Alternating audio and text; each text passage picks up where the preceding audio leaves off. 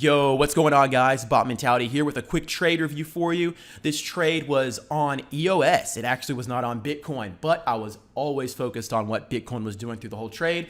And let's go ahead and jump into it. Made about $430 there in just a couple hours, which is a very nice way to pay some bills, if you know what I'm saying. You know, you couldn't use an extra 400 bucks. And we'll talk a little bit about what I saw going into this move, how I traded through the trade, or how I reacted to price action, and what happened after I did and where I exited. So let's go ahead and jump into it. So if you watched yesterday's video, I talked a lot about this consolidation and how I've been trading through the consolidation period we've been seeing in Bitcoin.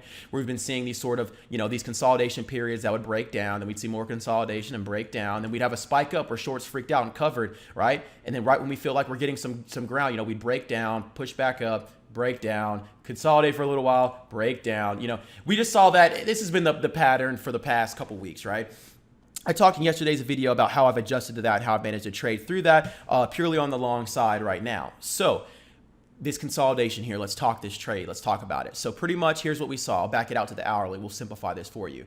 Essentially what we saw was we saw a downtrending action right here, okay, where we saw all the put breakthroughs above this orange line getting stuffed into that $6,400 horizontal resistance area. Right about there, that's the level we were getting stuffed into, was that blue line there.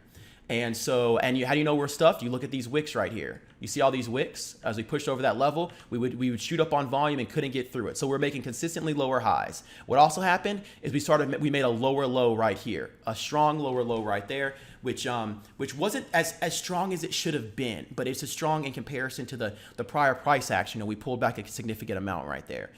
And so what I was on, compared to yesterday's newsletter, if you're on my newsletter list, what I talked about was being careful if you're long in this consolidation because of the fact that it could very easily turn into this price action we've seen right here, where we sort of grind and then see a breakdown. So what I said to everyone is, make sure if you're trading this, use close stops. Look at the recent pivot low, right? The last low of the price action, the time period you're trading, and watch that very closely. So what happened recently, I made that first newsletter there on the 1st, and I sent that out right into here, right?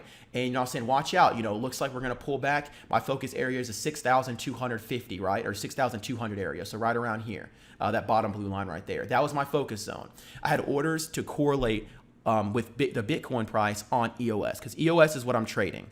I'm just trading it sort of behind the scenes, watching the Bitcoin chart, right? Because it's been more volatile than Bitcoin has been. For example, Bitcoin's up 4.3% right now. EOS is up 10% and was up 11%. When I was making my newsletter for this morning, just 30 minutes ago. So I was keeping an eye on this lower line here, 6,200. So what happened was we did not get the pullback I was looking for. I was looking for the price to actually come back a little bit further, so I could scoop up long, and then we see the consolidation for hopefully a curl back here to ABCD over that 6,400 area, that orange line, right? Or that upper blue line right there. That's what I was looking for. So we didn't see that. So how did my game plan change? When I saw this higher low right here, when I saw that we made a low here, we did not break down. When we should have, we broke past the prior pivot low.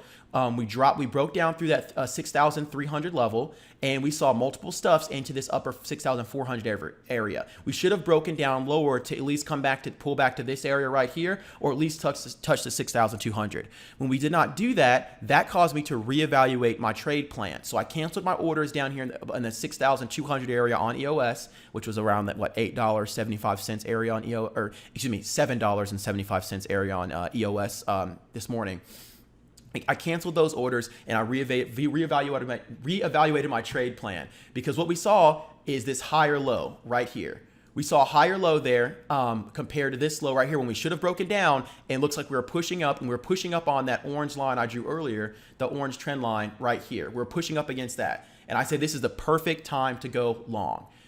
And this is why it's great to be in the chat room, guys, to give you the environment to discuss with other people who are actively trading. None of us are just sitting here. We're actively trading, week in, week out, looking to make money, and we can talk about these sort of changes in price action intraday. I might not always update Twitter as soon as I see this. I go ahead and place the trade and I act on it. And so by that, sometimes it might be a little bit too late. That's why I always recommend being in a community full of traders who are actively trading, okay? So what did I do when I saw that higher low? I hopped in the entries and exits chat room, and I said, you know, I'm going long here, a quarter of my normal position size at $8, and I set my stop immediately under that. So I set my stop here at the $7.92 range. Notice the time frame here. This is time stamped in my Discord at 6:35 a.m. So timestamp that. So what I ended up doing, I set my risk. I'll show you. It was a very close risk. Why was it a close risk? Because all we've been seeing after these consolidation patterns is breakdowns. So we'll hop over here to EOS. You see it's been consolidating, you know, steady with Bitcoin. So my risk was about right here, right? Where that thin blue line is, I drew there on the bottom. That was about my risk, and I entered right about here. It was right here in this area. Okay, so that was I had a very, very, very close risk. If I was sitting here watching the computer, I'd be focused on this pivot low, but I was going to go to sleep, and so I just threw on a quarter size, and so let's do it. Why'd I use a quarter of a size? Well, because of the fact that over the past couple weeks, guys, if you look on Bitcoin, all we've been seeing are these, like, again, these breakdowns. You always have to look at the, you know, previous price action to adjust your trade style. When we saw this breakdown here, you know, see a breakdown there, you know, when we see breakdowns, you know, this consolidation, a breakdown here, that's why I use quarter size, because instead of buying this, I was buying this, and I wanted to make sure I protected myself. So in case this drifted off and headed down, more like this, right? In case this headed down, I wanted to protect myself. So on the EOS chart, I set that stop order, bought, and went to sleep. Okay, and I woke up and I was very, very happy. Okay, so I saw that as I indicated here when I put in chat and I called out my entries and exit live in the chat room. And then here's where I placed my order. I'll show you here in a second. I woke up, we saw that explosion. So really, I didn't even see this happen. To be honest with you guys, I would have watched it. This happened in a 15-minute period. So this looks like it's about an hour. About an hour of just straight up. I'm gonna be honest with you guys. Once I saw that break over that $6 or the $8.30 area, I probably would have took off near the 850s if I saw any sort of weakness in the level 2. But I was knocked out, guys. I was asleep. Anything over that $8.30 mark, I was gonna be a very happy camper. We saw a nice continuation up here as we broke through and the shorts were forced to cover. And then we're hovering here around the $8 or the $9 resistance area. Here's my entries there in the chat. I'll bring this over here. So you see, notice the timestamp there on the bottom of my first buy at 6:35. So literally at 6:35 in the Discord chat, I alerted the trade there at 6:35, and then 14 seconds after, I went ahead and placed this. Okay, and so I went ahead and threw that order in there. So I got in here at $8, took it off at the 8.85, and why 8.85? Because that's when I woke up. I was feeling very happy right there around the based on the time frame and the size I was using at the 30-cent area, but we went all the way up to almost $1 a share, so I very happily took that off. Also, another reason why I took it off is because when I woke up, this is what I was seeing right here. I saw multiple stuffs.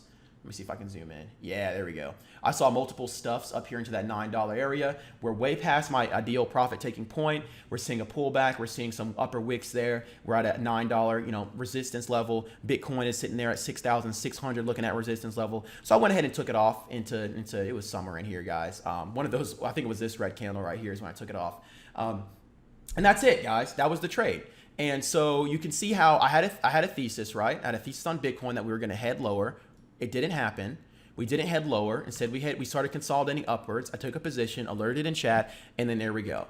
And I controlled my risk by setting that stop loss. Always, always, always set a stop loss. I set that stop loss, and as a result, was able to feel comfortable with going and passing out for a couple hours and coming back to a profit. So I just want to kind of walk you guys through. We're already at 8 minutes. Wow, I just keep going and going, don't I? But this is what I just want to walk you guys through the kind of the thought process before the trade, how I took the trade, how I managed it, which was not at all. I went to sleep and then woke up and we were up and it was fantastic. And then I went ahead and took profits on that. And we had some other people profit off EOS in the chat room. We had people profit off of Bitcoin Cash. We had a nice Bitcoin Cash trade. Zeno actually had that thing down in the 794, which is pretty sweet. And it's been great, guys. It's been great. We've been having a lot of fun.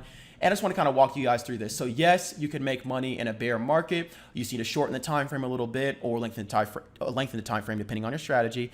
And just make sure you adjust to the market conditions and you're prepared to always protect yourself and always protect your trade. That's all I have for you guys today. I'm excited to see what Bitcoin does here in the next couple hours. Hopefully, looks like we've got two stuffs up here. See these stuffs right here?